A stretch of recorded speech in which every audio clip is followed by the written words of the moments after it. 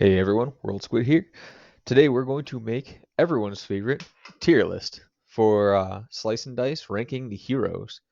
This is going to be for standard unfair. Most heroes significantly change based on what mode you're playing. So this will specifically be for standard unfair.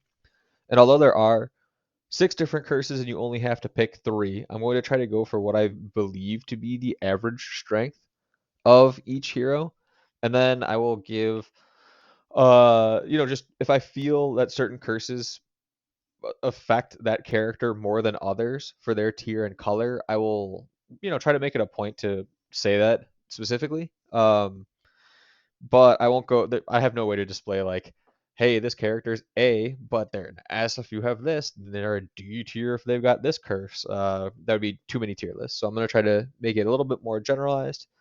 Um, Yeah, and I'm just gonna wing it. I have no idea what I'm going to rate anyone. I'm just kind of playing it by ear, but it should be fun. I'm not going to rate these start 5 heroes. They're in my mind, it's not super interesting to try to rate them. So I'm just gonna leave them on the bottom. I'm not gonna put them in here.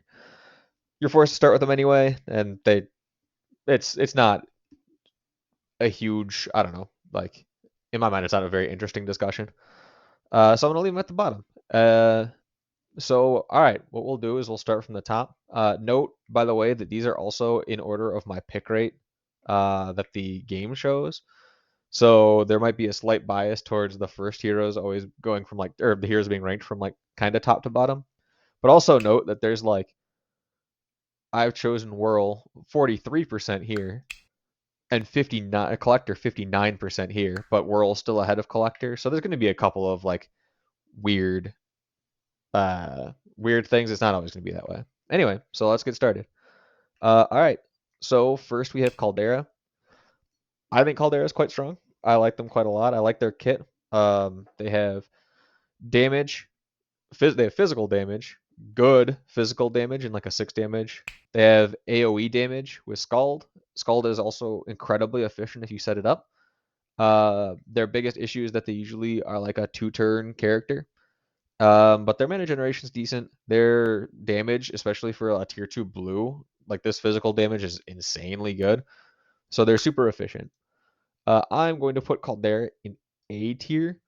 I think the with expensive spells, they go to S. They get hit the least by expensive spells, in my opinion. Even with fewer rolls, they're still pretty good. But my big issue is on standard unfair, you don't always just go offensive. You have to also have like a good defensive plan. And with start poisoned, Caldera actually kind of falls a little bit. So actually, maybe I'll actually put Caldera in S just to trigger some people. I also really like Caldera, but I think Caldera drops maybe 1 or 2 spaces specifically with start poisoned, because in start poisoned you want to be spending all of your mana on healing. So you don't really have any spare mana to be casting Scald in the first place. And if you're not going to use a super efficient spell, there are other better blue heroes. Next up, we have Jester. Jester's got, good utility and reroll and dodge. Good mana generation with 3 sides that are relatively strong. And Flick, which for 1 mana does 2 damage. Every single hero is going to be at full health when you start the fight, so you can technically flick every enemy besides a quartz.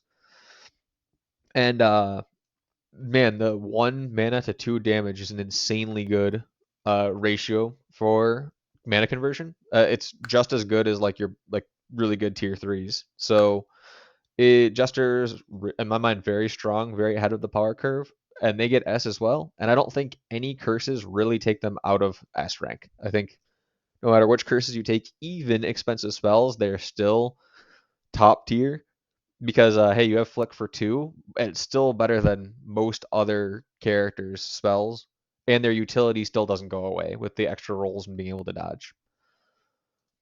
All right, now we have Glacia, who has 2 like block mana, single block mana sides. 3 mana pain, which is good because of their really high health, good mana generation with 2 mana, and then a wand that self heals and does 3 damage, which is also still pretty significant, pretty good damage, and pretty good sustain. Their spell Chill costs 3 mana to weaken 2, which is usually overkill on the early bosses and underkill on the late bosses. But it's still pretty good. It's still a tempo play. Like you have to burn 3 mana, but you still get good tempo. But in my mind, Glacia is best for really being a heavy mana generator, and you're gonna hear that a lot with tier 2s. So I'm gonna put Glacia in like A tier. I think overall they have a really good kit. It synergizes really well. They're very interesting, but I wish Chill used to have way too big of an impact, and now I feel like it still has a decent impact, but a lot of times you're just gonna have Chill sitting there, and it's not really going to be useful until the fight's just already over. But yeah, overall utility pretty good, mana generation pretty good. Next we have Sparky. They have a mix of the Caldera and Glacia's top and bottom sides.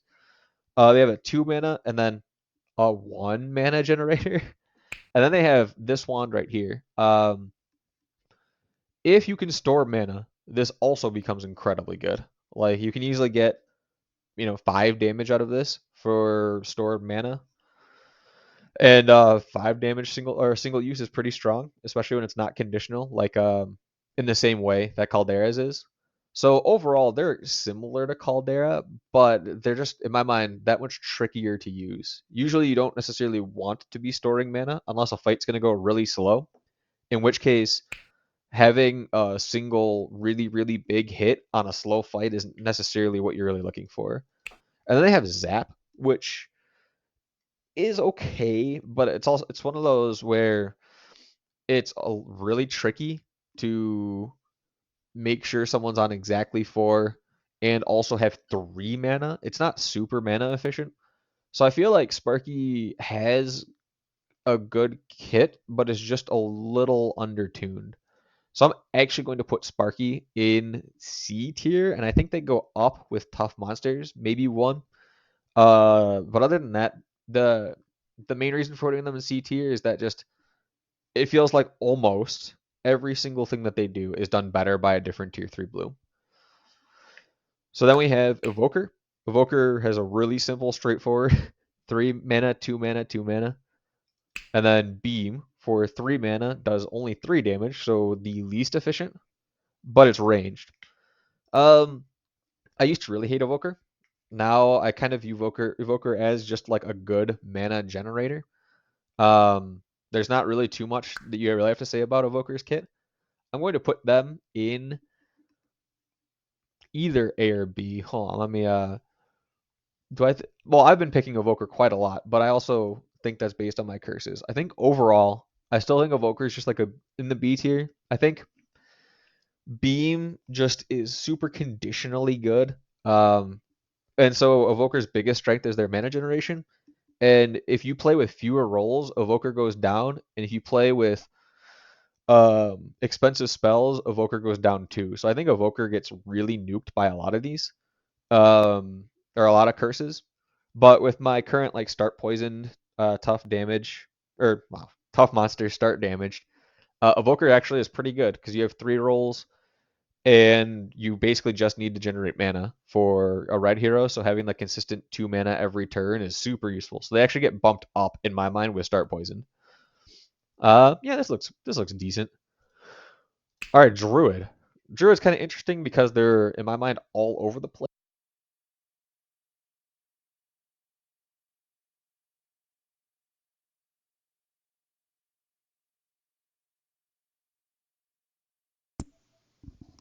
All right, anyway, sorry about that. My microphone just keeps cutting out for some reason. I actually don't understand why. I guess I'll just have to deal with it. All right. So druids all over the place. They have all right, pretty good mana generation, honestly, for tier 2 red. The growth, sword, and shield are really weird since you don't really expect block or damage out of a red hero. And then 3 heal cleanse is just very strong. Their spell balance requires a decent amount of mana, but it's heal 1 to all, 1 damage to all. So the druid's super versatile. They have in my mind, they can do everything, but they're one of those do nothing wells, but do everything, which is kind of what druids are in a lot of games. I'm going to put druid in. In my mind, druid similar to evoker. So let me put them in. I'll put them in B tier. No, we'll go with A because they have cleanse, they have AOE healing, they have good mana generation. They're all right. I think with expensive spells, they actually stay in A tier. I don't think there's any. And with start poison, which are like the two that I think really change a lot of these characters, especially the mana generating ones. I think druid kind of stays in the same. Druid might actually go down one with start poison, but I think there's argument to keep them honestly in either. But I think they hover between these two pretty well. Next up we have vampire. In my mind, vampire is the most overtuned, or one of the most overtuned for characters for their tier. Um, Heal 5 is insane, especially if you can get a lot of value out of it. Which, I mean, the more you play, the more likely you are to be able to do this. They have alright mana generation, can be the same as the druid, but they only have one copy of it. This technically is AOE healing, so situationally it's pretty good. Um, they have good self-sustain while also being able to relatively consistently output damage, which is something that's pretty good on a red hero, as long as they're not just doing damage. And their spell, in my mind, is really, really, really good. Heal 2 to all for 3 mana is super, super, super useful. So they have really good single target healing. In my mind, very good AoE healing while also being able to push damage. So in my mind, they're just really, really good. Druid is like S tier here. Like, let me actually order these. Or vampire. Well, not druid. Vampire in my mind is like even above jester. I know that a lot of people will disagree, but I think vampire is just that good in almost every case. Next up, we have priestess, another one that I know not a lot of people will agree with, but on standard unfair, you need to be healing. It's on hard mode. I found that you can kind of just skip the healing process. You don't really need to be super defensive in any way. Like just the gray alone and a cleanse can stop most of things that get thrown at you, and you can just focus all your attention on generating mana and dealing damage, which priestess does none of. But priestess is just in my mind really good. This 3 max HP is like, people keep saying that, shield greater than healing, but hey, max HP is greater than both of them. Like max HP can never be irrelevant. So that's actually better. This quote unquote better blocking than what you're going to get out of most of the tier 2 grays. Mana generation isn't great, but it's coupled with healing ones, which is not insignificant. And I think Restore is incredibly strong, the tier 1 Reds spell. And it does this. So the priestess can just cast a Restore by rolling their dice. And then Flash heals 1 and shields to all dying heroes.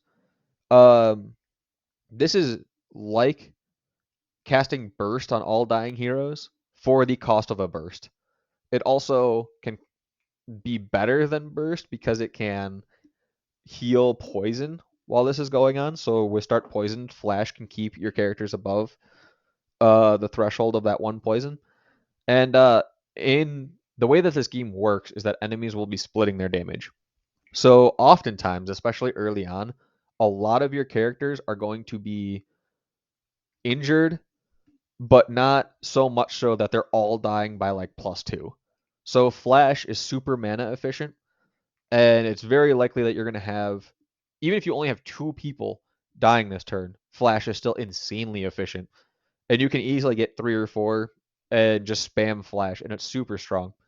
So I think Priestess is absolutely incredible. I will also put Priestess in low S tier. And I know most people put Priestess like in D tier, to be completely honest.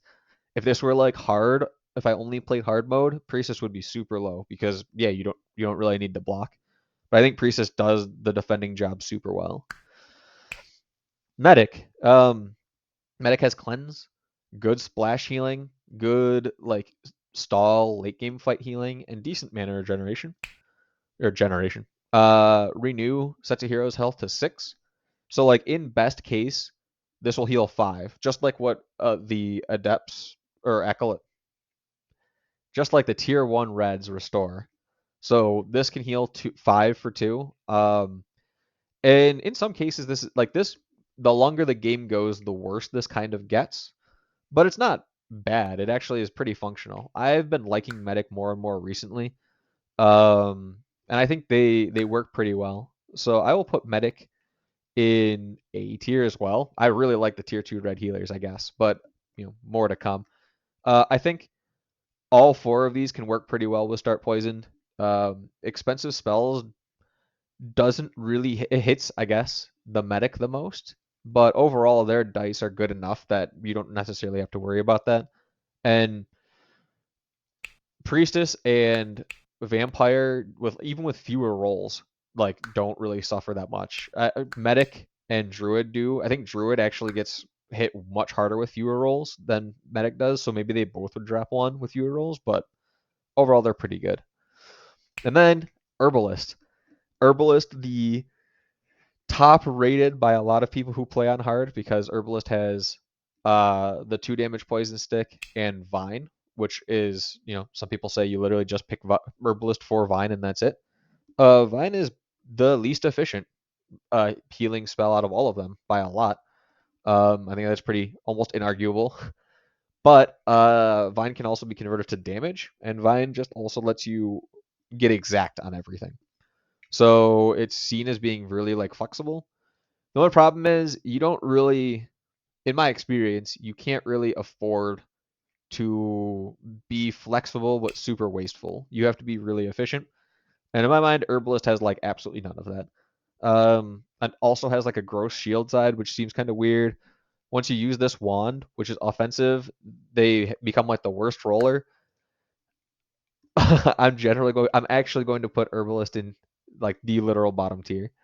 Um, Sorry for all those people who just stopped watching immediately, but with standard unfair, herbalist is just there's only one set of curses that I think herbalist actually gets better on, and that's if you pick like tough monsters, start damaged, and um what, like left blank or something weird like that.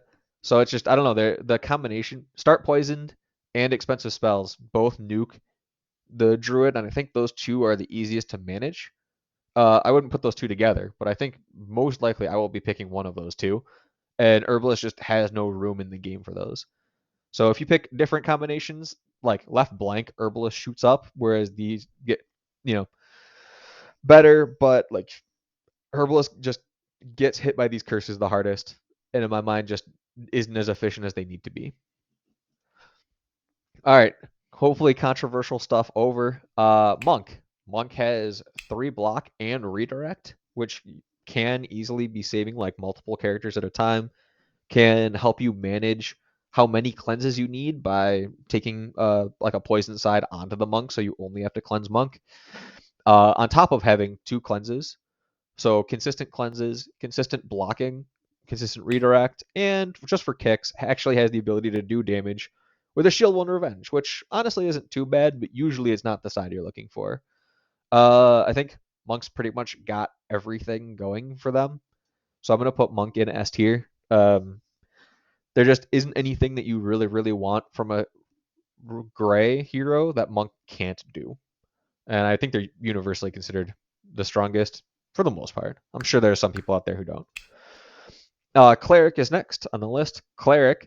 Um, Cleric has 2 insanely strong healing sides, or block sustain sides, I guess I'll call them.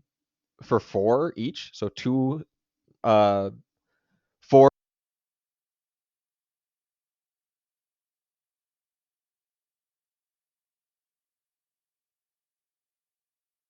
Uh, oh, sorry, the mic went out again. Anyway, I'll continue. So they can block for 4, basically. They have a block 2 cleanse, which cleanse is valued very highly. And then 2 1 mana generations, which, no other gray hero has, which is kind of unique. Cleric, I know this, like, I'll probably put them in B tier. With expensive spells, they get hit super hard, and these one mana sides are just like so bad with expensive spells. With fewer rolls, they're also hit hard. I'd say that actually goes down again because with few, they're so inconsistent with what they do. They only have one cleanse. They only have two, like 2.5, I guess, blocks. They have two really strong blocks. So like, if you're looking for mana, fewer rolls makes it hard to reliably get mana with the cleric. If you're looking for like a cleanse, it's super risky to reroll too. So they have like a lot of issues with either of those. But otherwise, they're pretty solid. They have all right faces for everything. Um, yeah. So they're pretty good. I'll put them in B. Um, Next up is Warden. Warden I used to think was super good just because they're blocking, and then like their straightforward kit merging well with like simplicity and a lot of other just small items that work with basic sides. Warden's biggest strength is having a natural shield 4 and also having two damage sides. So Warden's kind of like your aggressive version of a gray, much like I would call druid like an aggressive version of a red, but Warden doesn't have cleanse to go with him. So Warden can't miss, which is nice, but overall Warden's kind of in my mind also like a B tier. I rarely pick Warden, so maybe I'll actually bring them to C. But overall, they're kind of, yeah, I guess I'll say this. I'll say that they're a C tier just because they are takeable, much like Sparky. But I feel like if you're not taking some of the top tier or very unique niche gray heroes, you're kind of in trouble. So Warden has good blocking, sure, but also just kind of doesn't help with certain or with a lot of the things that you're going to be running into in standard unfair. So I'll put him at C. Um, Armorer. Armorer has 3 damage heavy, 2, 3 shield plus steel, which means someone else needs to be shielding them to get extra than shields, but even then 3 shields is still good. And then 2 sides that give +1 to damage and shield sides, specifically this turn. So like heal 1 regen, mana sides don't count. Um, I really dislike Armorer overall. I think they're probably one of like the I think they're definitely like in contention for the weakest tier 2 gray. Although this feels great when you get a combo, needing 2 heroes full turns to use those combos almost never really do enough. Even if it might feel great, like even if you combine this hammer with like the whirls hit 1 all, usually hitting 2 all is not going to be what saves you. Uh, I'm sure there are some fights with like 4 archers or whatever where it would be absolutely perfect to do it, but for the most part, what other tier 2 heroes have, this just this just doesn't really cut it. And when it starts to get good is when you start getting like rampage and things like that. But by that point, you should probably have other things that can buff those sides anyway. So I think Armorer just doesn't do what Armorer needs to do, like what gray heroes need to do. And I'm going to put Armorer down here. I'm not sure if I think they're worse than Herbalist and Standard Unfair, but I think both are a very need to get carried if you take them. Uh, Next up is Bard. Bard's interesting. Not a lot of people like Bard, but I think Bard's decent. They have shield 1 to all allies, 2 shield 3 sides, a 2 mana single use side, and the cantrip reroll mid side. So rerolls are always good. Roll consistency in this game is super useful. I think this game would be a joke if you could always pick what sides you want. So the more rolls you get, the more you can guarantee what you're looking for. 2 shield 3s is pretty average honestly for these characters, but since you have a reroll side, the odds of you hitting these is much higher. So it's a little bit better than having 2, 3 shield sides for some of the other characters. And if I think Restore is good, which I do, uh, the shield 1 to all allies has its place in the game. A lot of people say it's only 1, so it just feels bad. But I mean, there are a lot of enemies that cleave. There are a lot of enemies that hit everybody. There's enemies that have spiky. So there are ways you can be adding damage or taking damage that is not just a single target, a single per character of yours getting hit. And like I said, enemies want to spread out their damage anyway, or are programmed to. And if you don't need to shield everybody, you still have 2, 3 shield sides that you could roll for. The biggest problem is once you use this 2 mana single use wand, their rolling becomes like by far the worst. So I'll put Bard also in B tier, but I definitely think I definitely think they are outshined by cleric, but they have their place in my opinion. And then finally we have Guardian. Guardian has 2 shield cleave, which is insane. It's super good. I think this is very strong. And then 2 shield 2 engages, which aren't that great. We'll talk about that in a second. And then a 1 damage cleave. And then on top of all that, they have 2 blanks. So Guardian is like in my mind super weak. You need to, if you are always taking start damage, which seems to be the easiest curse to manage, you can't really get easy value out of this. Additionally, shielding heroes that have full health is very likely to be overkill. You want to be keeping all of your characters at low health. So if you're wasting a force shield on someone who has full health already, the only time that that's super useful is if they're getting one shot. So these sides are a little hard to use well, and also are usually not on the targets that you want to be shielding to get maximum efficiency out of them. So Guardian's like 1 really good shield side, 2 okay shield sides, and then like 3, in my mind, very bad sides. Because 1 damage cleave is not that strong and weird on a gray hero. And for them having like a really awkward kit, they then also have 2 misses just built in. So Guardian goes where I think most people expect Guardian to go, like the very bottom tier. All right, Berserker. Berserker is, in my mind, super, super strong. I think a lot of people will be turned away by Berserker because the 2 4 damage pain sides. But 4 damage is a threshold that you really want to be hitting. It's great it's like the zombie killer. And, for a lot of enemies will have like 4 or 5 damage. It's like a sweet spot if you play the game a lot. And then when their health does get low, these 2 sides, 3 damage and 2 damage death wish, turn into 6 and 4 damage death wish, which is nuts. So like when they're low on health, they have like 6, 6, 4, 4 damage. And they have a shield 2 side, which may seem insignificant, but if your health is low, you have a 50-50 chance of rolling something you can use. But that won't kill you. Plus, if you have good healing, which in Unfair I think you need to be having, you can heal through this. You can block through this. You can use this to kill the enemy that's putting you low on health. So as long as you're spending time managing the Berserker's health, the Berserker's damage output is unparalleled. For honestly, even a lot of tier 3s as well don't do the damage that a Berserker does. So at the risk of sometimes rolling this and not being able to use it because you don't have enough health, you get the best damage output almost in the game.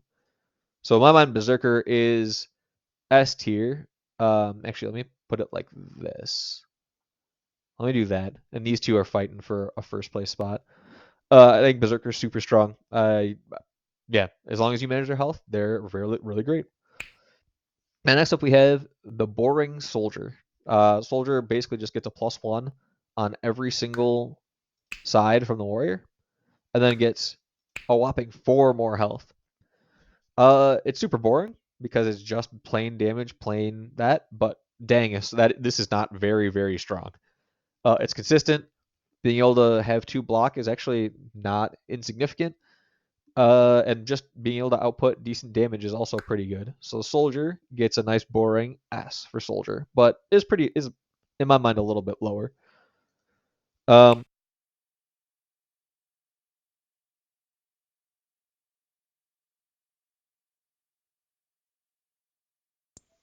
Sorry, I might cut out yet again. I even have it plugged in right now, and it just keeps shutting itself off. It's weird. Anyway, Whirl. Whirl is very interesting because they're super efficient. If there are 3 targets on the board, Whirl's damage is 3, 3, 3, 3. So like just better than the soldiers. However, this damage is almost always split. And I'll finish up their kit real quick first. They also have a shield 1 cleave. So a lot of their things are valued high and efficient, but they're doing damage inefficiently because you want to be spiking down enemies. And it's very rare that like a 1 damage side is going to be like exactly what you need. It doesn't kill enemies in the back row, like archers, unless you use it twice. So it's hard to really make Whirl work efficiently while also keeping all of your characters alive because so many enemies will still be alive. I don't think they're terrible, but their biggest issue in my mind is boss fights. You really want like consistent, steady damage. Like if you're getting 4 damage a turn from Berserker and like 1.5 from Whirl, that difference is so noticeable. So Whirl is going to go in like maybe the high D tier, low C tier. Um, they just don't, even though they're super efficient, they're just not efficient in the right way. Next we have Collector. Collector has 3 damage heavy, 1 damage cleave, 2 range damage, 2 damage self shield 2, a damage poison, and a damage engage. In my mind, Collector's pick rate is really high for me here because I played a lot of fewer rolls. And with fewer rolls, not being able to miss is incredibly useful. Also, their damage output is pretty good. If you think about it, it's kind of like 2 damage, but I'll get back to this. 2 or 3 damage, 2 damage, 2 damage, 3 damage. So they're always like almost guaranteed to just do 2 damage. Um, with there being different conditions on all of them. But being able to like snipe archers is not bad. Just having a backline attack at all.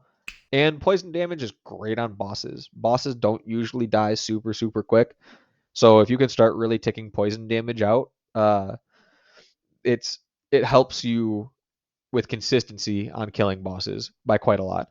So Collector has a lot of damage. It's all over the place, but it's you can't miss, so you're allowed to freely roll for whatever you want. So I'm gonna put Collector in like the high B tier. I certainly think they're better than these choices, and I picked them a lot, so they might actually even be like low A tier, but I'll leave that for now. Um, and yeah, I think they get better with fewer rolls because they suffer the least for it. Um, yeah, and maybe with Start Poison they go down a tier just because they have no defensive options, but they're still all right. Next we have Brute. I think this is another highly contentious one. Brute, in my mind, is a lot like Whirl. They're super efficient. They have 3 damage heavy, 3 damage heavy, and then 2 damage and Shelf Shield 2 twice, and a stun with a lot of health. The issue I always have is that if you can't choose your targets, it tends to be really bad. Additionally, you don't oftentimes want to be hitting the enemy with the most health. Um, sure, there are times where this just doesn't matter, like in a goblin fight where all enemies have like the same health, just on turn 1 exclusively. But a lot of times you want to be hitting the enemies with the least amount of health, and so heavy is just like almost a miss in a lot of these cases. Or at least it's just like damage that you'd want 4 turns from now, and since you don't have it, the enemies are going to be hitting you that much harder. The 2 damage self shield 2 is great. I won't complain with these sides, and the stun an enemy is all right. The better healing you have, like I mentioned before, the more likely you are to actually get this kind of thing off. So, and stuns are very powerful. So at least there's like a partially defensive side. But Brute in my mind like is super awkward. So I'll put Brute in like low B, maybe high C tier, saying that like with fewer rolls they drop down to a D tier because a lot of times you basically just roll absolutely nothing with them. Um, but I guess I'll put them up here because they're also like good enough in non-boss fights where there's a lot of enemies. So I guess they have some utility and high health. Um, but I would probably put them maybe a little bit lower. Gladiator has 2 damage engage, 1 damage engage, 2 damage in self shield, and 2 damage in shell shield. So in the ideal case, Gladiator has 4 damage, then 2, 2, and 2 damage. If you're looking exclusively for damage, having a 4 damage side is great because like I said, 4 damage is that like magical threshold. Um, the issue is there's only that one side that does it. The 1 damage engage is super weak. There's not a lot of things that buff the middle sides early on, which is when you'd have the Gladiator. And without a buff, this is like it sits in between these two things only, and that's it. So if you have like if you're fighting a single target, this just becomes a 1 damage side for most of that fight, and having the chance of rolling 1 damage is really honestly quite bad. But they have Gladiator has good like self sustain. Gladiator has the capability of hitting zombies, and Gladiator can block. So in my mind, they're almost like a little bit like an AOE class and a very defensive class. So I'm not the biggest fan of Gladiator, but I like them slightly more than Brute. So I'll put Gladiator like here. I'll put them in like a B tier as well, but I don't think they're that great. And I think just like with Brute, they suffer from fewer rolls quite a bit. And then finally we have the Knight. Knight has 1 damage steel, 3 2 damage sides, and 2 damage shields steel sides. Um, I actually think overall this kit's pretty good. Um, I know some people laugh at me for that too, but having the ability to do damage semi-consistently, synergizing with getting shields isn't the worst. There are a lot of items that give you shields for free, which just boost these sides really well. The biggest problem is the heaviest meta gray hero blocks themselves, not other people. So a lot of times you're not really going to be getting block on the knight. And then even then, sometimes blocking the knight just to then get more block can be very, very good, but also can be kind of strange. I like steel sides because they duplicate burst. I guess I'm kind of going all over the place here with this explanation, but overall they're all right, but they're not like super strong. So a lot of times you take knight if you have like synergetic items. So I'll put the knight at like a high C tier, not too in my mind, not too far off from these two classes at all. And with certain items, they actually skyrocket forward.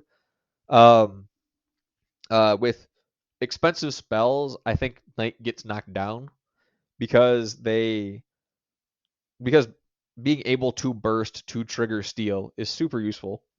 And if the more burst cost, the less like you can do that. And with certain items, they can easily skyrocket up to like an A or an S tier. All right. Now we are on to tier 2 oranges. Dabbler is first up. Dabbler has a 3 and a 2 damage, and a 2 mana, a 4 heal, and 2 blocks. So Dabbler is, in my mind, the most obviously the most defensive orange hero with having 3 sides that can do defensive things. And I think Dabbler is super strong.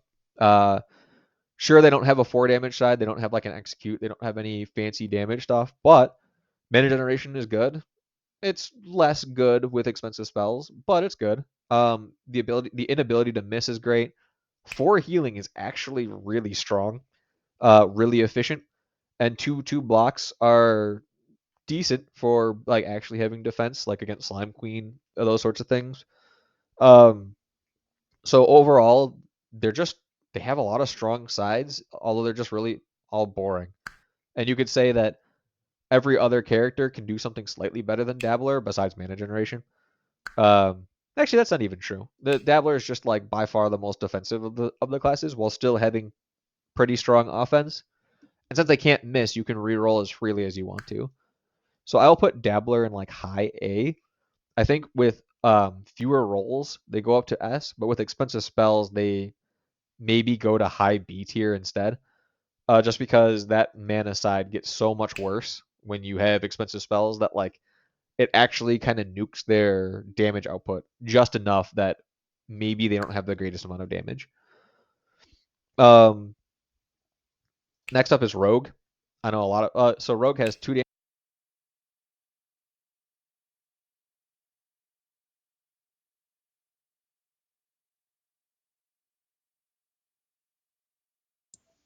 Man, I wish I knew my headset was keeps shutting off randomly. Anyway, Rogue has 2 damage ranged, 2 poison 1 or 1 damage poison sides, and then 2 1 damage cantrip sides, and then a dodge all.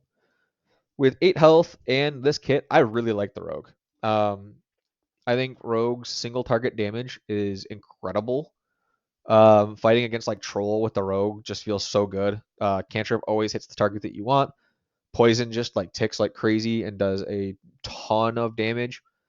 With rogue also having the utility of actually having like a 2 damage range side and the ability to just straight up dodge, which comes in handy all the way up to like Tarantus. With bosses, rogue's biggest issue and things that a lot of people will really try to dock rogues on is this 1 damage cantrip side. In all fairness, if you can't target and you only have like a small chance of targeting what you want to target, rolling this can feel useless. You get a consolation prize of being able to use this and pick who gets hit by it. So it's not like completely worthless. You still can roll a 1 damage on the specific target that you need. But with the rogue's ability to do everything else, I feel like their damage output's just high. The rogue's biggest weakness is like the goblin fight on like floors 13 and 15 or 13 through 15, where you'd like to be doing as much focused damage as possible, where like this is rogue's biggest side effectively, and poison just does can't keep up, and the cantrip damage just kind of spreads damage along like maybe a little awkwardly. Um, but you pick rogue not to win those fights. You pick rogue to win like early boss or mid game boss fights and stuff. So I'll also put rogue at A, pretty much the same as dabbler, to be honest. And I know that's higher than what most people will rate them, but I don't dislike cantrip damage as much as everyone else does. Any boost to it is also like really really strong. Um, I feel like since rogue can't miss, they're also really good with fewer rolls, even though that nerfs their damage. Um, and for all the like oh you could hit spiky or a caw or a basilisk or something like that. Honestly, if you just roll with more like intent and you just don't aggressively reroll rogue all the time, most of the time you're actually fine with rolling the rogue. Or this cantrip damage is not going to be the end of you, which a lot of people act like it is. So anyway, that's my personal thoughts on rogue. Trapper. Trapper has a 4 damage execute. It doesn't do damage, just straight up kills. 2 damage ranged, a 2 damage growth, and a dodge all. Trapper only has 6 health, which is like their way to be balanced, but Trapper is insane. They are so strong.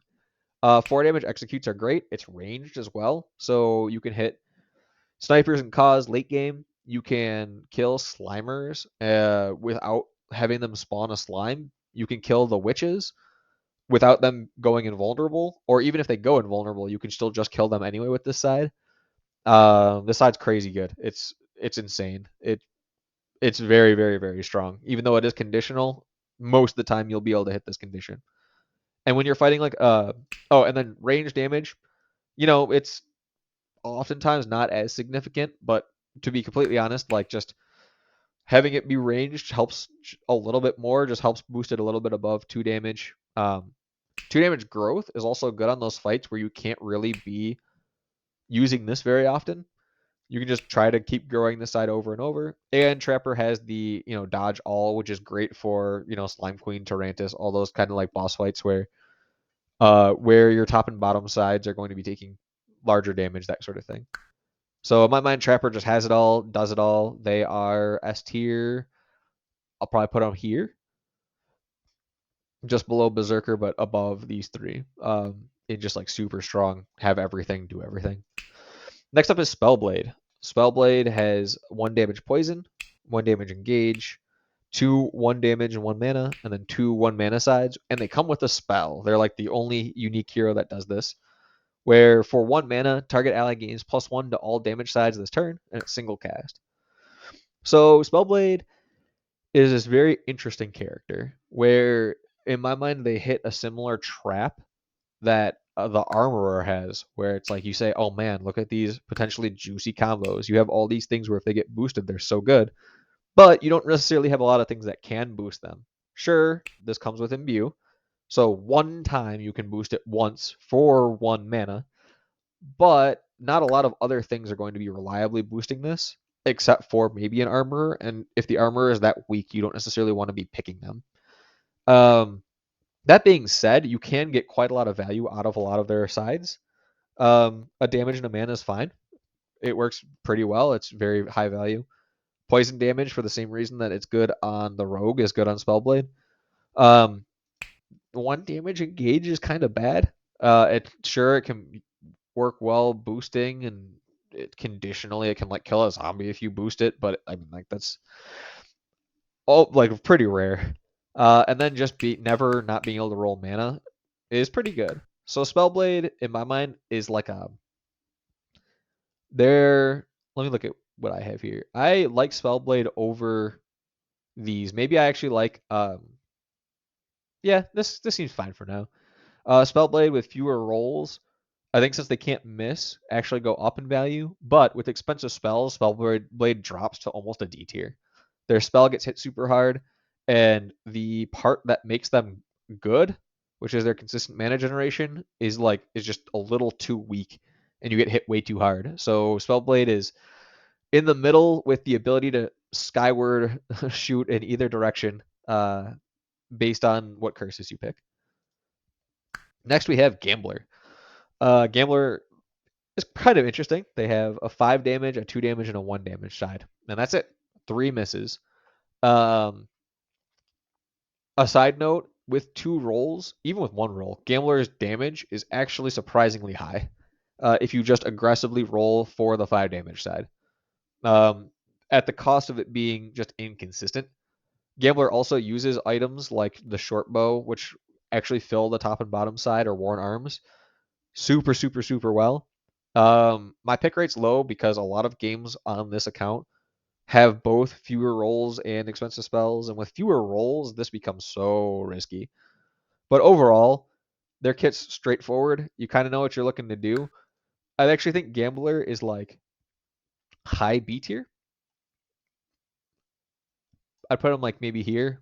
And with fewer rolls, in my mind, Gambler drops down to a D tier, just like Evoker uh, and then, but with items, like the same items that work well with Evoker, they go up to like S tiers because they just can't miss and they have naturally strong things anyway.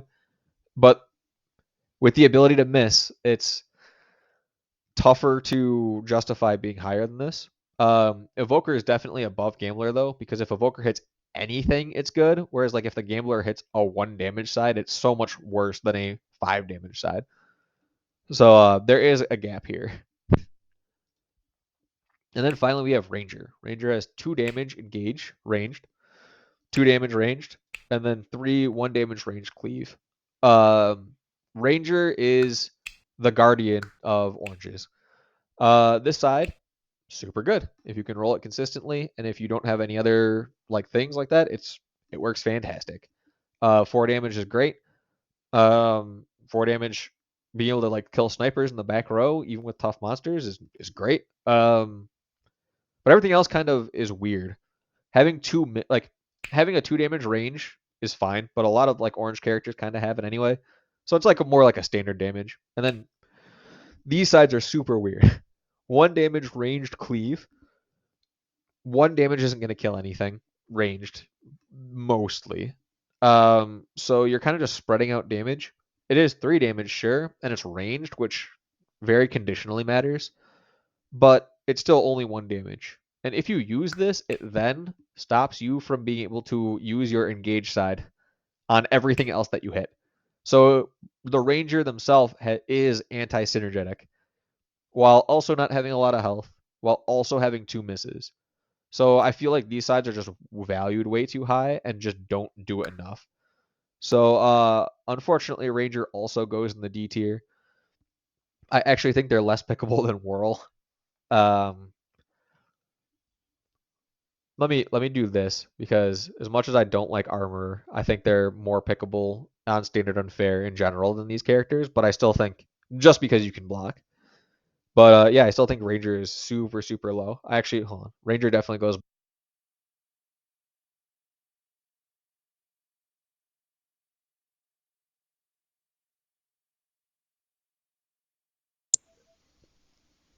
Okay, we're back again. Sorry for that. Um, so this is kind of a snapshot of how I view characters in tier two. Um, let's just keep going with this. And just rate them all. Just note that when I when I put a character here, I will rate them based on how I feel their power level is for when you get them. So I won't say like if I have Jester above a sorcerer, for example, I'm not going to. That does not mean I think Jester is better than sorcerer. That just means Jester at tier two is better than sorcerer at tier three. Is like officially what I'll go for with this. But this will be like a snapshot of how I rate tier two characters. And this seems pretty accurate. I might flip flop on a couple of these, but this seems good for now. So anyway, all right, tier three, blue sorcerer. The cantrip character has cantrip reroll, 3 cantrip mana, and a cantrip shield 2. Anytime you can boost any of these sides, sorcerer's value goes through the roof. It's like an exponential thing. Um, their mana generation on their own is pretty high anyway, and just being able to get rerolls on top of being able to generate mana is just super useful. And then Miasma 1 damage poison cleave. Even though I was saying 1 damage cleave isn't necessarily that useful, being able to poison 3 targets usually is very useful and way more damage um than what you're expecting. Poison damage is also just really good on bosses, so if you have a spell that can do that while also doing damage in an area, you can just get a ton of value out of it. So sorcerer, I think goes yeah in the S tier comparatively. But sorcerer also runs into some issues. Um, I'll put them here. I think with fewer rolls, they're still pretty good because anytime you have rerolls, it's just so much better on fewer rolls. And with expensive spells, they're a little tougher to rate, but I think they take a bigger hit than some of the other characters with expensive spells. So maybe they're not the most useful on that curse. Maybe they go down 1 or 2 ranks. Oops. Anyway, next up is Chronos. Chronos has target hero can use their dice again. Two mana growth sides, a reroll, and a dodge all attacks this turn. Chronos is a very interesting character. They have their own way that they get strong that kind of doesn't synergize with the rest of the cast. But the longer a fight goes, the more Chronos is going to scale a lot. Um, if you have any synergies with the growth sides, it kind of just starts to scale out of control. But notably, Chronos has not the greatest mana generation to start a fight, and a very, very, very expensive spell. And a lot of other spells around this time will tend to be pretty expensive as well. So I actually think Chronos is strongest with these three here, which I mean, this side is surprisingly valuable. You take your best hero and you use them again, no matter what you roll. I think, and then you give rerolls, which allows you to get those better. And then a dodge all is situational, but this later in the game you go, the stronger this gets. So like it's a pretty strong side. On top of being able to generate mana when you if you need it, and it's semi consistent in being able to roll this. So and then like slow feels like it should be much better than it is, but I think it's not that great. Sure, there are plenty of targets where slow is good, but for the mana cost and the mana generation Chronos gives you, slow feels like it almost does nothing early. And then when Chronos scales out of control, then it feels like you can just cast slow 19 times and no one can hit you for anything. So but in a game where you usually want to be going fast, it's a little bizarre. So I think Chronos' kit is pretty good. I'll put them at like low A tier, maybe high B tier. Um, but they get new. They go up with expensive spells. Um, because I think they're the one that can do the most with that in this tier. Um, and they're fine. They don't necessarily get affected by anything, but they go against what a lot of people like to do, which is just get a billion mana and then cast a billion spells and then just win. Chronos does not let you do that, so you have to play them differently for them to even be up here at all. Played wrong, Chronos is just like a D tier, easy. But hey, you got to adjust your playstyle for the characters that you have, right? Next is Artificer. Artificer has single use sides on everything, but 4 damage self heal, 4 mana, 2 damage charged, 2 damage poison, and heal 10. And then their spell is for 4 mana, 2 damage to all enemies. I think Artificer is insanely strong. Um, a lot of the tougher fights in the mid and end game where you will have Artificer are fights that have just a ton of enemies. And being able to shoot out 14 damage on a single turn on your own is nuts. It is so good. And it's very rarely ever just inconsequential. On top of, if you are fighting a single target, having 3 different sides that are very good against single targets. This is self-sustain and 4 damage, which is that threshold that, I mentioned before. This is like the weakest of them all. You would have to like store some of the mana. So this one's just like okay. It's still damage. It's still a single target damage. It's not insignificant, but it's not as good. And then 2 damage poison is just nuts on bosses, on everything. Um, there are also items that make artificers add +1 to all of these or +2 to all of these, or make it so that you don't like it removes single use from all of these. And any of the items that like the dusts that replace blanks with something will replace these single targets with something, so you'll never miss. But Artificer's a burn fast kind of character, and I think they work super well in basically every fight. So for that, I rate Artificer insanely high. I don't know if I think they're better than Trapper or overall better than Sorcerer, but I certainly think they're better here. So I'm going to put Artificer in S. However, this is one where with expensive spells, I think Artificer goes to like a C tier at best. And with fewer rolls and expensive spells, then I never pick them, which is why their pick rate is so low on this.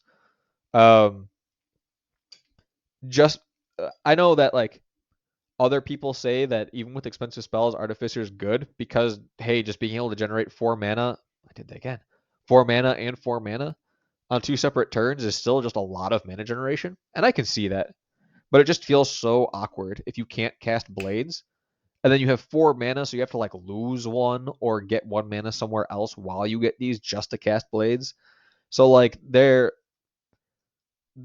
part of their kit that is the strongest becomes really, really, really awkward with expensive spells. Um, so I think they get hit really hard, but maybe I'm overreacting. But I will say, even though I think they're S tier, man, with expensive spells and fewer rolls, they drop pretty significantly, in my opinion. Anyway, onto the Warlock. Warlock has 2 mana Bloodlust, which gains bonus equal to number of damage enemies, 4 mana Pain, and then 3 damage self heals, and then 2 blanks. And their spell for 6 mana is 13 damage. Warlock is interesting. Um, just 3 mana, 3 healing on its own is very strong. Which means like if you tab expensive spells, you can just roll Warlock and just use them as a self-sustaining damage hero, and it'll work just fine. The issue with that is, your roll consistency is the pretty bad because of the 2 blanks. And then let's talk about their mana generation. 4 mana Pain is interesting. Warlock doesn't have the luxury like Glacia has of having a lot of health. In fact, they have less health than Glacia does. So this is often tricky to use because you're also likely to be taking damage later in the game when you have Warlock.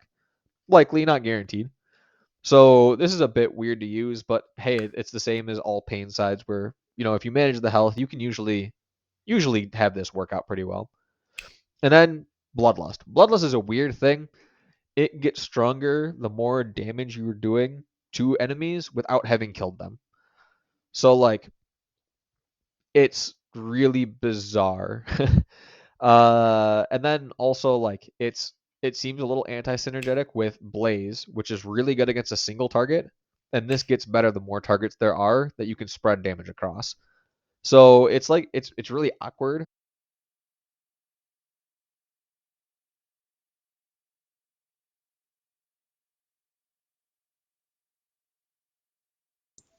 As I was saying, it's really awkward, but it's strong. Um, so Warlock, in my mind, is a solid B. I think they're probably. I'll put them like right here. I think they can manage well on their own, but after it being just this awkward, you know, it can't. I can't really justify them being higher. With expensive spells, they actually stay the same, or maybe are a little bit higher based on their mana generation being so polar like and large that usually it doesn't matter, and them having a part of their kit just work without spells entirely. But with fewer rolls, I think they take a hit and maybe drop a tier. And then finally we have Weaver, the how is this low character of double your current mana, 2 3 mana single use sides, and then 2 shield 2 and 2 mana sides with a spell of 3 mana for 3 damage flanking, hitting the top and bottom sides. I think Weaver's super, super good. They are definitely, like the most defensive character, but you can often get really good value out of this. Unfortunately, it doesn't work against a single target. It only will do 3 damage to that single target, but um, mana generation is pretty strong. Has the ability to double mana generation, so if you can sit on your mana for a turn, this just goes crazy, which blocking helps you do. And their spell is pretty decent. So overall, like nothing that they do is incredible, but nothing that they do is bad either. And usually it's what you're looking for, or it's enough to really put you over the edge defensively or offensively based on what you need. So I'm going to put Weaver in the A tier. And I think they are probably here. I think they're actually pretty darn strong, um, all things considered. So now we go to Shaman. Shaman has 5 max HP, heal 10, 3 damage growth, 3 shield growth, and heal 2 and 2 mana. And their spell is Ritual, which is cleanse, heal 1, and cleave. So Shaman, if you notice, the pick rate's really high. I admit my pick rate has been modified or influenced by people's arguments. I think Shaman's pretty good. If you look at their dice, it's pretty common to say that like their dice is not that great. I think it's actually pretty decent, to be completely honest with you. But the problem is it's like inconsistently decent. Like damage and shield, as I mentioned with the tier 2 reds, don't really seem like they're the thing that you're looking for. Heal 10 is often overkill on healing. Heal 2 and 2 mana is great. It's a strong side, and I also think 5 max HP is great, and it's a very strong side.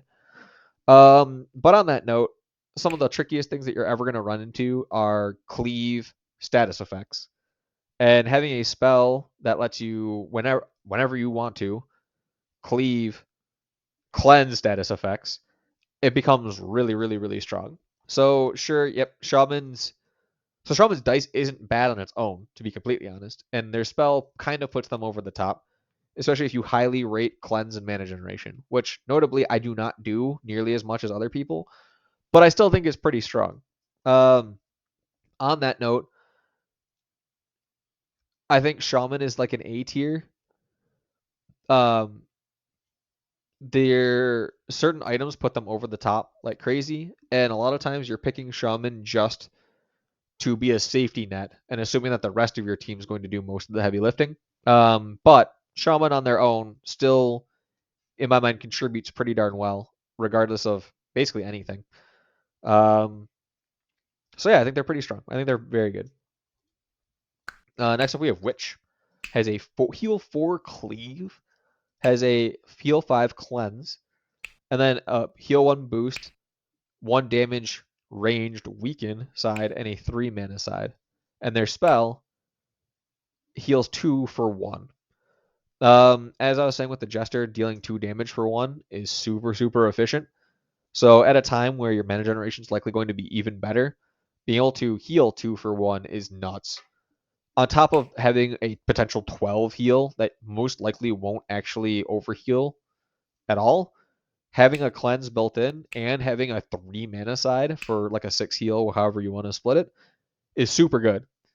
On top of the added bonus of having some just kind of fun, interesting things. This heal 1 boost, like before I was criticizing Armorer for having what is effectively a worse version of boost. Being able to attach a heal to it makes it strong, and boosting every side, not just conditional sides, just makes it that much better.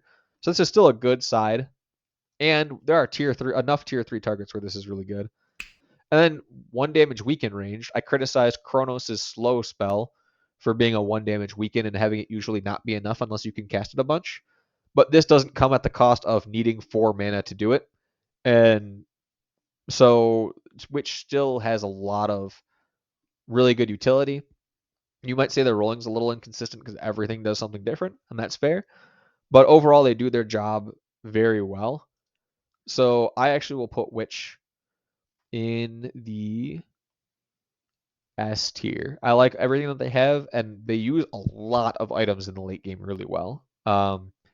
One thing about Shaman as well is that, like, in my mind, my favorite item in the game, which is only a tier 5, Ambrosia, both of the two of them with an Ambrosia on basically just wins you the game. Not exactly, but pretty darn close. Where it rescues, so you can just use it again. So you can just literally, as long as no one's dying by more than 4, you can just keep everyone alive every time you use this. And then you have a heal 9 rescue for all those people that then have their max HP added. And Witch does this also super, super well. Anyway, that's just a quick aside. But Witch uses more items better than Shaman does, is what I was going to get at. Next, we have Mender, who has heal 3 rescue, 4 max HP sides, and 2 heal 2 and 2 mana sides. And their spell is for 4, heal 1 to all allies and regen. If I was making this video a week or two ago, probably two plus weeks ago, I would have Mender much lower than I'm going to have them now. But their sides are all really good. Heal 3 rescue is insane. Any rescue side that does almost anything is phenomenal, and it being 3 by default is very strong. 4 max HP. I was saying 5 max HP on Shaman's great, so 4 max HP's got to be pretty darn good. And then 2 heal and 2 mana, I think, is just a very efficient side and really helps you get Soothe off consistently. And Soothe is crazy. If you can survive the turn you cast Soothe on, the amount of healing you get from it is insane. If you have decent mana generating characters or items or that kind of stuff, and you can get 2 or 3 Soothes off, it's almost impossible to even die to like the dragon. I know many people will say there are plenty of conditions where that's not the case, but there are also a lot of times where you can just get this spell off a ton and you just feel invincible because you've healed so much, and that much regen is super, like, on the scale of enemies damage versus your health. This tips the scales in your favor so strong every time you can cast it that it's almost insurmountable by enemies after a certain point. So I really like Mender, but I think they're situational as well. So I'll put them here. I think they're pretty darn strong. I think the only reason why they're not higher is that just there are other tier 3 reds that are just that good as well. Next up, we have Alchemist, another character that I will rate higher now, but 3 damage, poison wand, 2 heal 2 regens, 2 heal 2, 2 mana, with a spell, again, that costs 4, that heals 20 and cleanses a single target. This is really good boss killing. So if you're lacking damage, Alchemist is a great choice. As stated earlier with regen, if you can start stacking regen, a lot of times that's what you need to tip the scales in your favor. And then if you can't go slow, you can get 2 healing and 2 mana, which will help you potentially either cast this if you need like a really big healer or cleanse, or just spam burst, or just use spells offensively. So Alchemist, in my mind, suffers from, the other characters do what they do well better. But Alchemist also just has enough good stuff that they're pretty strong on their own. With the caveat of Alchemist gets way stronger if you are picking heroes that have high health. Um, so if you have a team that has like a lot of low health characters, maybe Alchemist goes down a little bit. So I will put Alchemist in like the super high B tier.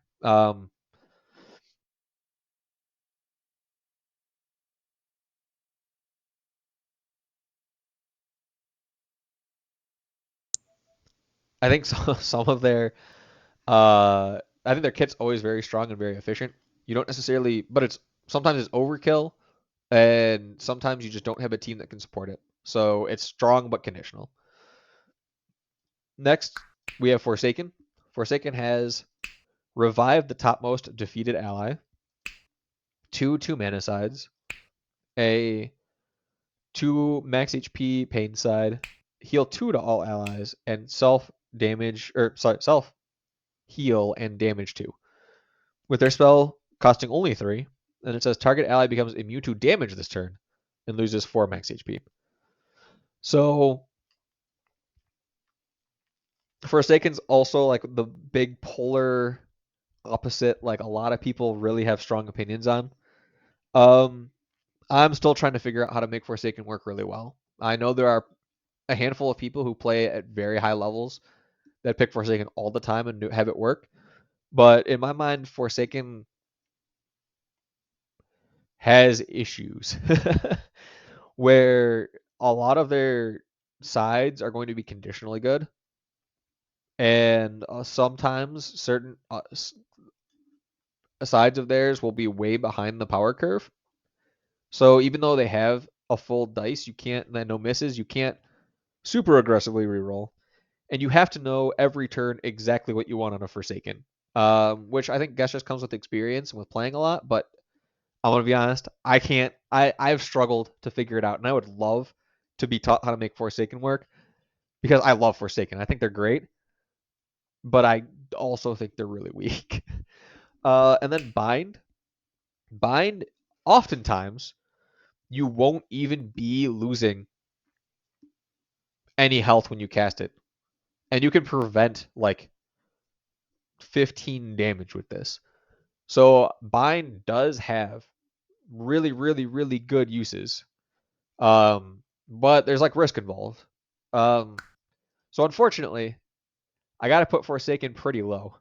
I still think they have relatively strong sides, but I myself do not know how to really use Forsaken that well. And I feel like they go into just the weakest tier. Um, Whereas I think like some of the bottom ones are kind of unusable. I think Forsaken's usable, but really, really difficult to use. Like I said, I would love to be shown different, and I would love to see it in action be different, and really be convinced that it works super well. But at the moment, even though they have single target and area of effect healing or mitigation, they just seem a little tough. Yeah, and certain items work really well with them too, so maybe keep an eye out for those. But yeah, that's all I can really say on Forsaken at the moment. Then Grays, we have Bouncer. Bouncer has Shield to Revenge, 2 damage steal, redirect attacks from an ally to you and self shield 4, like the monk, and stun. But Bouncer also has a whopping 12 HP, which I think is the highest you can get in the game by default. Um, Bouncer's weird because they have two sides that are focused kind of more on damage than they are on blocking. And this redirect 4 is only slightly more efficient than the monk's redirect 3s. However, Bouncer is also like a class where when you pick them, it feels like almost no one can die. The redirect game plan still works just as well in the late game. Bouncer's crazy high health, super synergized as well with that. A lot of items also help with this health or help with you gaining block, those sorts of things. And even then, the 2 damage steal and shield 2 revenge aren't insignificant sides. Bouncer, I think, is pretty good on their own, and carried heavily by certain sets of items. And all those items are good on their own without a bouncer. Is I think the biggest reason why bouncer is good. So like if certain items are really good on a different class, but they're only good on that different class, like manure on Chronos or the harvest or whatever, not harvest, but the other growth things for Chronos. It's not good on like any other hero here. But every item that's good on Bouncer is good no matter what character you have, like max HP items or like make shields more efficient items, those sorts of things. So Bouncer gets a low S tier, um, carried by items, but also just still really good on their own. Yeah, lacking cleanse is like the biggest thing, but I don't think that's a huge issue. Cool. So now we have Paladin, who has a block 4 cleanse, 2 heal 3 and shield 3 sides, a 2 mana side, and a 3 damage heavy side. So Paladin is interesting because half of their dice, their 3 sides are incredible. And 3 sides, in my mind, are hot garbage. I guess that's relatively speaking. So Paladin, 6 blocking is insane. It's super strong. It works incredibly well, or 6 health mitigation, however you want to call it. So these sides are great. Having a cleanse that also blocks really heavily is pretty darn useful. 2 mana without expensive spells is still pretty good. It's usually not what you're looking for, but on those turns where you don't necessarily need the crazy blocks, being able to try to gun for a 2 mana side is actually pretty useful. And then I hate 3 damage heavy. I've already said it before. I think it doesn't scale super well, and having a gray hero have a side that has conditional damage is in my mind just not that good. However, on that note, I will put Paladin in like the mid A tier. I think they're just below Mender. Um, with fewer rolls, Paladin takes a big hit. They usually go down like 2. And with expensive spells, I think they take a hit too because one of their sides becomes like much, much worse. So I think Paladin is really heavily influenced by those in particular. Um, yeah. So we have Stalwart, who has a 6 block, 2 shield, 2 cleaves, a 3 damage side, and then 2 shield, 1 cleanses. With cleanse being rated so highly, being able to cleanse consistently is pretty darn good. Shield 2 cleaves, I mentioned, were great. I still think these sides are great as well. And then the last 2 sides are where I kind of struggle with Stalwart a little bit. Shield 6, I'm not going to say is bad at all whatsoever.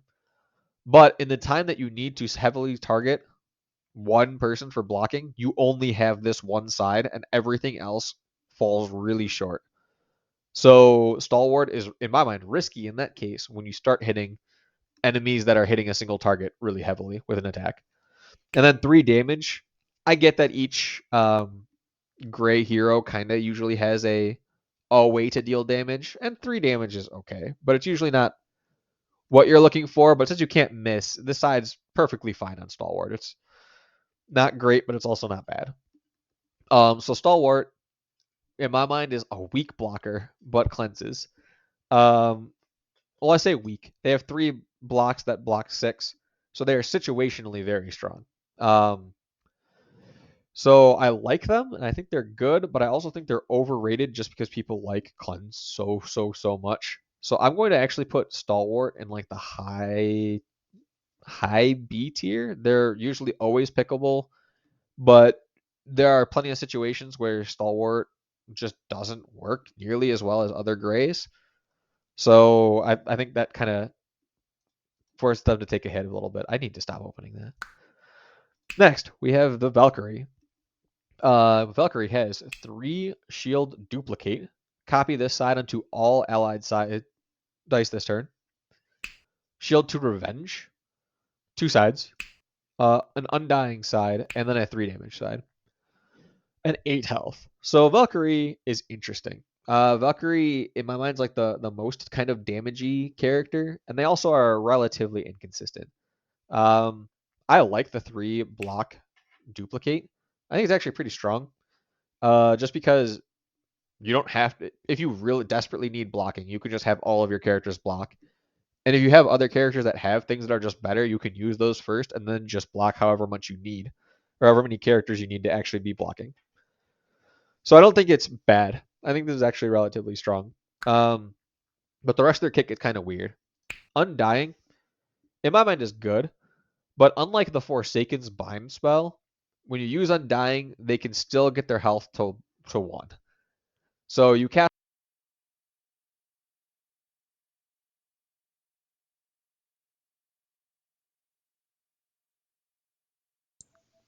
All right, Mike Feck. So you cast or you use this spell, or you use Undying on a character, and then their health is at 1, and then how are you going to keep them alive the next turn without really, really, really good healing? So you can be put in tricky spots, but also notably, Dragon, Hexia, and Tarantus all have sides that they can roll where this is incredible. So this is a good tool for the late game. This is a good tool for late game just to be able to like spread out block and block a bunch. And this is actually not so bad for non-boss fights. You can get a lot of surprisingly large amount of damage out of this, and it can hit characters in the back row like snipers and Cause. Uh, any buff to these, any of the Valkyrie sides really helps, but in my mind, they're also just kind of weak on their own.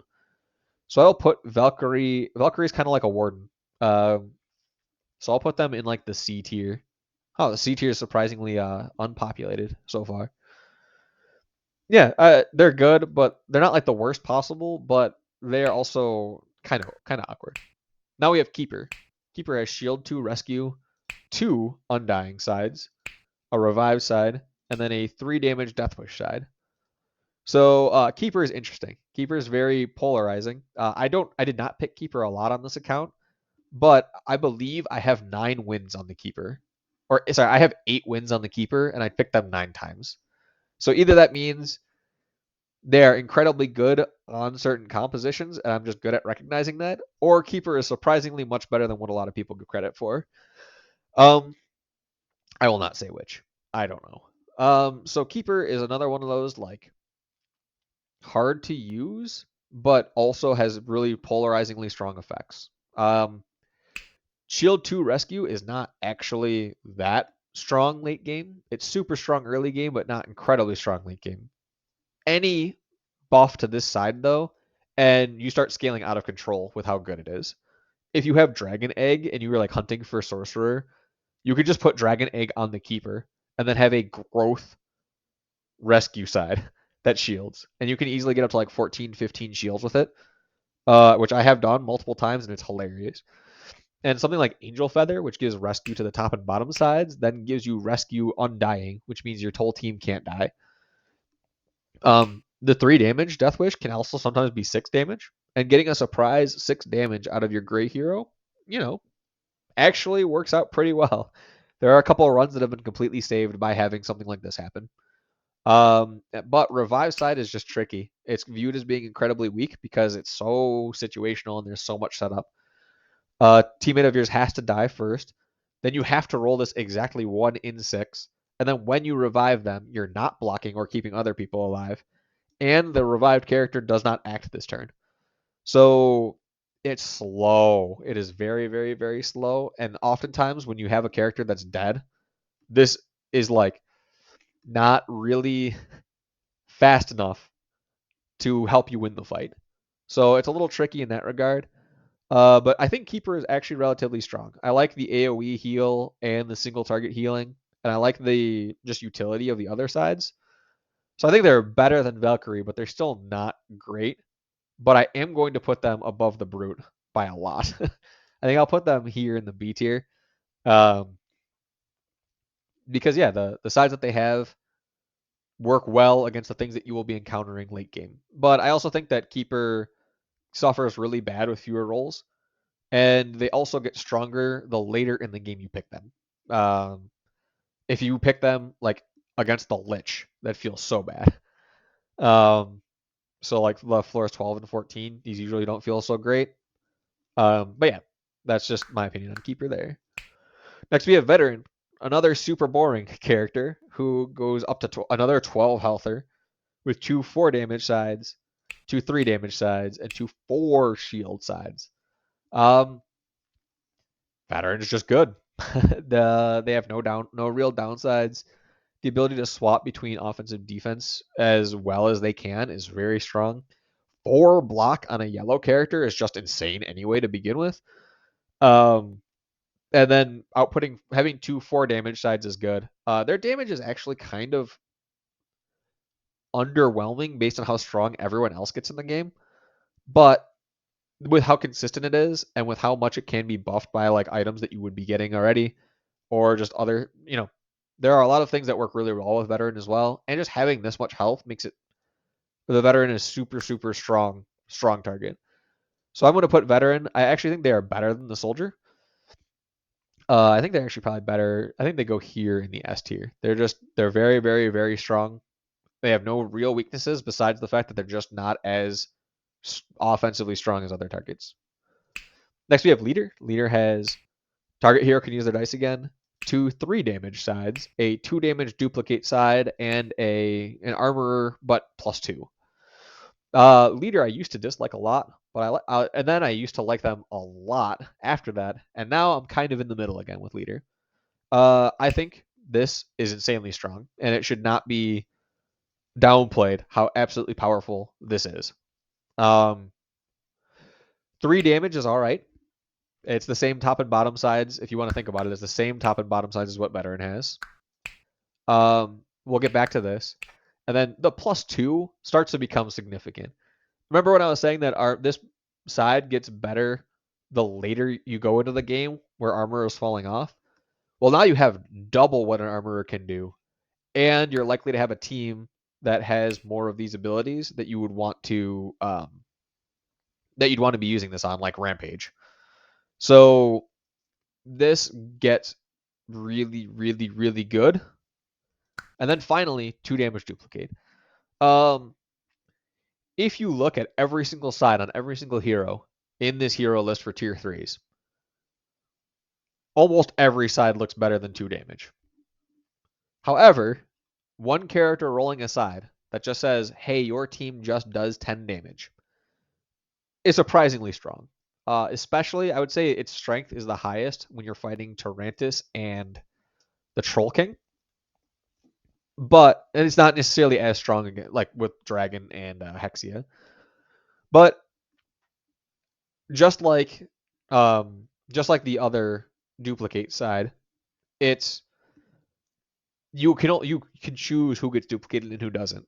So like even if every single person misses, it's only 1 damage less than 3 damage, but it's still kind of sad. You don't want your yellow characters to be rolling just 2 damage. But saying, hey, my party just passes their turn and I get to do 10 straight damage on a Troll King, who only has 20 health, by the way, is very strong.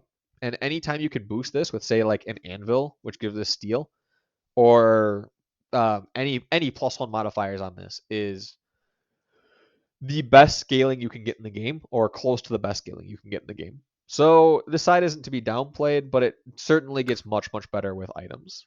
So on that note, I'll put leader in like the A tier. I'll put them. You know what? Just like I have, the evoker and the gambler together, I'll put the 2 characters that have letting another character go again. I'll put those together too. So I'll put them in like the low A tier. Feels about right to me. Next is barbarian. 6 damage pain, 2 damage bloodlusts, a 3 damage death wish, and undying with a whopping 12 health. Barbarian is interesting. I used to like him a lot more because I valued undying very highly. But Barbarian is also like kind of weird in their damage output. As I mentioned with Bloodlust on the Warlock, this is the same thing.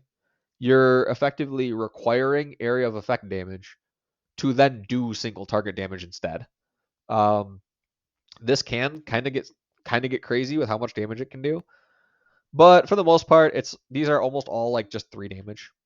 And then 6 damage pain really requires you to be really ahead of the curve on your healing to be able to use this reliably and often. But having Undying, another character that can roll Undying, is super strong. Um, and just being able to just make someone Undying out of nowhere and having the ability for a character to do that is pretty good. So Barbarian overall is pretty decent, but a lot of their stuff is weird, and that usually makes them fall behind everyone else. So I'm actually going to put Barbarian in like low B. I think they're a low B, but I'm gonna put them in high C just because I want there to be more heroes here to make it look like I'm not just throwing everyone in the same. Sure, we'll go with that.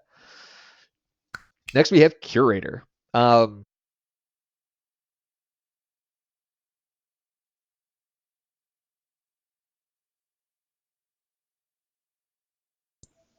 I think my headset just keeps shutting off because it thinks I'm idle. Anyway, Curator has 3 damage Cruel, 3 damage Growth, 2 damage Ranged Engage, 2 damage Rampage, 1 damage Cantrip, and 5 damage Pain, and 10 health. Curator is all over the place with their damage. However, their damage is also pretty high. Being able to have a 4 damage on a single target is good. It's relatively strong. Being able to get this up to 4 damage by using it once is also relatively strong. Rampage for later fights can be insanely good. 6 damage against like a boss with Cruel can be insanely good. Cantrip, okay, yeah, that's fine. And 5 damage Pain is also just kind of okay. Um, because for the same reason that I said for every Pain side. The bad thing about Curator is that they're all over the place with their damage, and all their damage usually is good in different scenarios. The reason why Curator is good is because you can't miss, so you are allowed to freely and aggressively reroll to try to get what you're looking for. Which I think like as long as you're re-rolling, every side has like a low 40% chance of you rolling it or something with 2 re-rolls. I don't remember. It's something like that. So it's not like impossible. It's not reliable, but it's not impossible that you will more often than not see a side that you're looking for. Also, like a weird side note, I got a 5 win streak a little while ago, and every single run had a curator in it. I don't know if that's indicative of anything, and I certainly don't think it was carried by the curator, but curator by no means falls behind on standard unfair. So I'm going to put curator. Surprisingly, I'm actually going to put them in the A tier.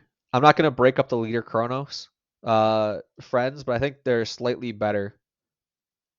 Maybe slightly better than leader. No, slightly worse. Okay, yeah, they're practically the same in my opinion. Um, yeah, with fewer rolls, they stay decent. They don't really get hit by anything. They're pretty item independent. So they're just a good pick if you don't have any good synergies with other characters. Whereas like leader is good, but they are item dependent. So maybe I'll actually put curator here for that exact reason. Just because they're like you don't need items for this character to do what they do. And then finally we have brawler. Brawler has 2 damage rampage sides, 2 1 damage steel sides, and then stun with 11 HP. Brawler is interesting because to be like rampage can work really well. It is situational, but it can work very well, and you can get decent damage out of it. Um, Steel is also the same. It's conditional, but you can have items or characters where this works really well. The weird and this usually can be insanely good against a single target, and this can be insanely good against multiple targets. So they have tools for both types of fights. The problem is Brawler does like almost nothing on their own. Um, they're not going to get a lot of characters down to low health to be able to use the rampage, so they need other characters to do it for them. And they're not putting block on themselves to then do this big single target attack. So if you are using a brawler and a brawler on their own without any support, which I understand you have 5 heroes, so this will never be the case, but a brawler on their own does 2 damage, 2 damage, 1 damage, 1 damage, which is literally the exact same as a warrior. Um, so it can feel really bad to take a brawler and not be in good like positions to use them and use them well. It's super rare that that'll ever happen, but like against a boss, Brawler needs to be, if they want to be really effective, they need to be getting block to then you turn that into damage. So Brawler is like, I think another C tier, but I think they're actually lower than the Barbarian. I'd say they seem significantly worse than the Barbarian. So maybe the Barbarian actually goes up a tier. But I'm gonna put them. Actually, I'll put them below. I'll put them here. Actually, um, they just require too much other stuff and too many items for them to actually really thrive. Um, but with certain items or with certain team comps, Brawler can easily just be an S tier character and they can carry you. It's just rare that that's going to happen with how the other heroes are, especially if you take my tier list as like a indicators of what you should pick and what you shouldn't. They just don't work really well with these characters. And then finally, Orange tier 3. We have Venom, who has triple the poison for all enemies, which can be boosted to quadruple or quintuple, etc. 3 2 damage poison sides, and then a heal 3 cleanse with 9 health.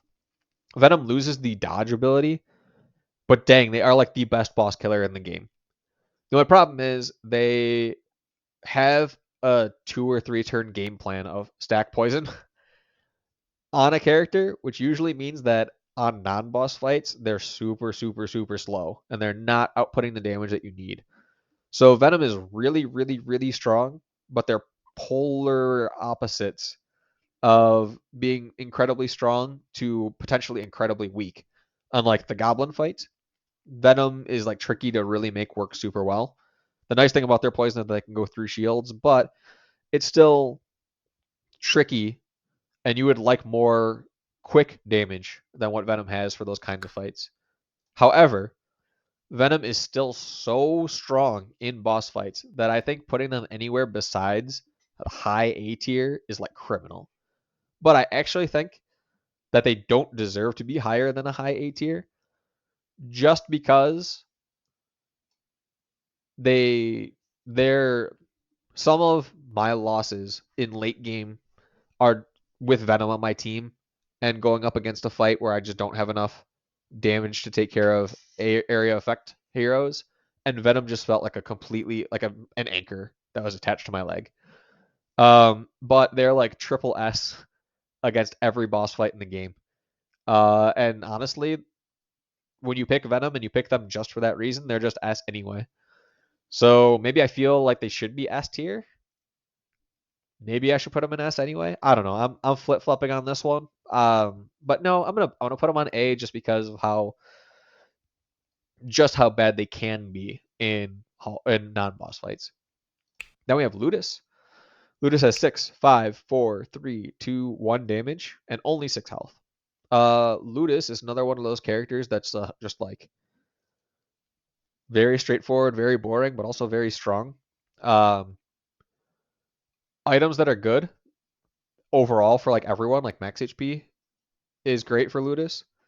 And any item that boosts like basic damage sides is also very strong. And there are a few of them in the game. Not a ton, but like there's more than one. And any boost that you can get on Ludus ups their damage per turn significantly. And a lot of times it'll just push you over the threshold of the amount of damage you need to just straight up kill things. So like even with like a simplicity, which just gives +1 to everything, you now have 2 sides that just kill a goblin in 1 turn. Ludus's damage goes crazy. So I think Ludus also like suffers from being having really low health and having like that weird inconsistent damage, but dang, they are just ahead of the power curve enough that they actually belong side by side with Venom. They actually maybe I'll put Ludus a little bit lower. I'll put them like here. I think they're much better in hallway fights while still also being good against bosses, but they just also have clear weaknesses that um like that Venom don't necessarily have. They both have weaknesses, and I don't know. I think you can get more out of them in hallway fights, and that keeps them really high tier. Dancer, Dancer has 1 damage Rampage Pain, 3 1 damage cantrips, a 4 damage, and a dodge all with 9 health. So Dancer is like the literal polar opposite of Venom.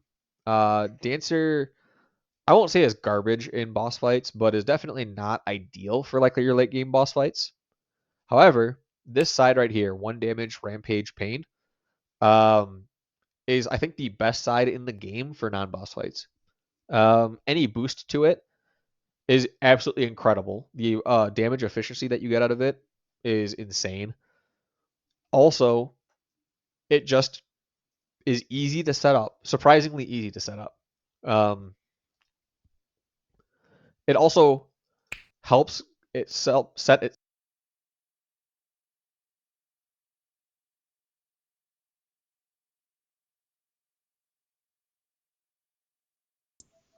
Dang, I was so close to finishing this up without my headset shutting off again. Anyway, you help set up this side on your own by hitting random targets for 1 damage to make health uneven.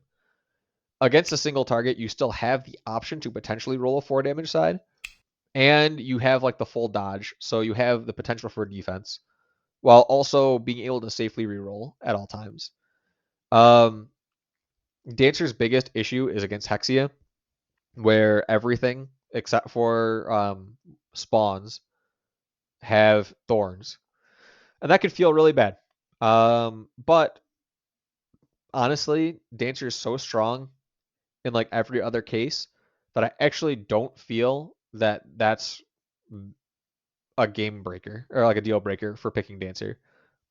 Especially because if you have decent healing anyway, you can just keep Dancer alive and just have them do 1 or 2 damage a turn instead. And that won't actually be that bad. It seems like it is that bad, but when you have that much strength packed into non-boss fights, yeah, it's totally worth it. So Dancer is situationally good, much like the other tier 3 oranges, but is also insanely good at what they do. So they're like low A, high B tier. I guess I'll put them in like a high B tier. Um, Even though I think I'm actually just undervaluing every single orange tier 3 right now, I think maybe I have them all down 1 tier from where they should be. So I'll probably relook at that again real quick at the end. Assassin. 3 damage poison, single use, 3 damage cruel, 2 damage rage engage, and dodge all attacks. Interestingly, we've gone over every single one of these sides on other characters, but the assassin themselves has good damage, consistent damage against multiple targets, and has really good damage against single targets. So they can kind of do it all. They have a dodge. Their health is all right. Overall, they're pretty average, but they're also averagely very strong because these characters are all relatively strong. So, I had these switched. So I'll actually give the assassin and the dancer. I think they're pretty close to each other. I think assassin maybe is a little bit higher, but I think they both go in this tier. What are other? They're definitely higher here, higher there. Yeah, they're about an alchemist in strength. So sure, we'll put them like right here. And let the super high B tier for now. Then we have Fencer, has 2 damage rampage, 1 damage to all enemies, 3 damage in self shield 3, a dodge all, and 9 health. So they have a good split of like single target and area effect damage. Both are kind of not the greatest on their own. But Fencer's just also really tough. So Fencer is good, but I also think they kind of need help with to be really good for area effect. And I also don't think they're incredibly impactful on boss fights in terms of killing the boss. In terms of actually being able to stay alive without needing a lot of assistance, sure they're good. Um, so Fencer is, just like all the rest of the tier 3 oranges, they're pretty good, but they're also not incredible. I might almost literally put all 3 of them here. Actually, I'll put the Fencer right here for now. And then finally the Sharp Shot. Sharp Shot has an execute 5, 2 damage range cleave, and then 3 damage range sides with 2 misses. I used to never pick Sharp Shot with fewer rolls because with 2 misses and with their damage being as inconsistent as it is, they're it's like a coin flip character, and a lot of times if you get 3 damage ranged on a tier 3 orange, it doesn't seem like the coin flip's really that worth it for the chance of, missing. However, with more rolls and, with a little bit more of a kit, a lot of times later bosses will have archers just sitting behind them. So this can clear those out pretty nicely. 3 damage range just it isn't insignificant, but it's not the greatest. It's still 3 damage though. And 5 executes is pretty darn good against most of the fights that like the non-boss fights. They really shine when you can replace some of these sides, like with a Heart of Light, which would give them like the cleanses and stuff. But I still think they're not incredibly takeable otherwise.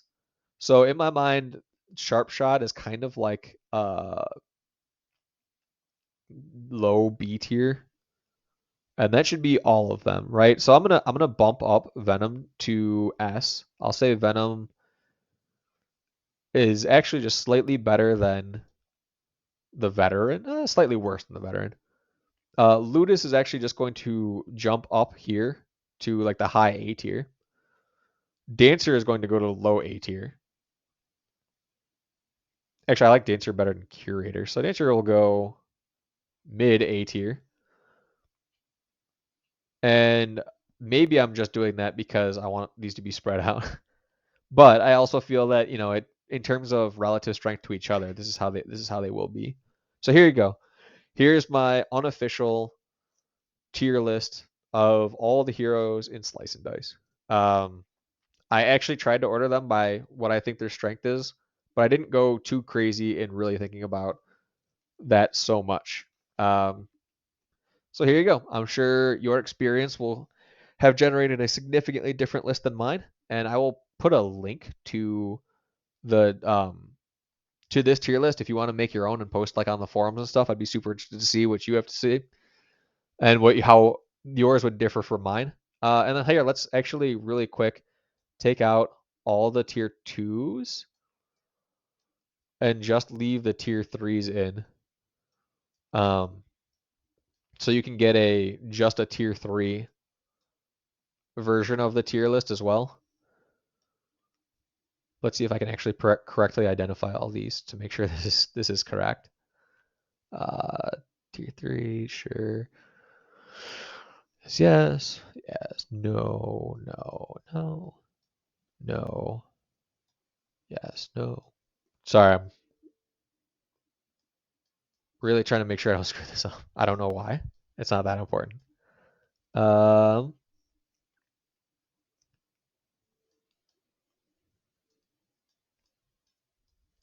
Poor Forsaken. So this is kind of what I have for just the tier 3s. I might have accidentally pulled 1 or 2 extra out. I might have left a tier 2 in, but hey, this is the best you're gonna get. So anyway, there you go. Those are my thoughts on it. Um, yeah, let me know what you think. I'd be super interested to see yours if you also choose to make one. And thanks for watching.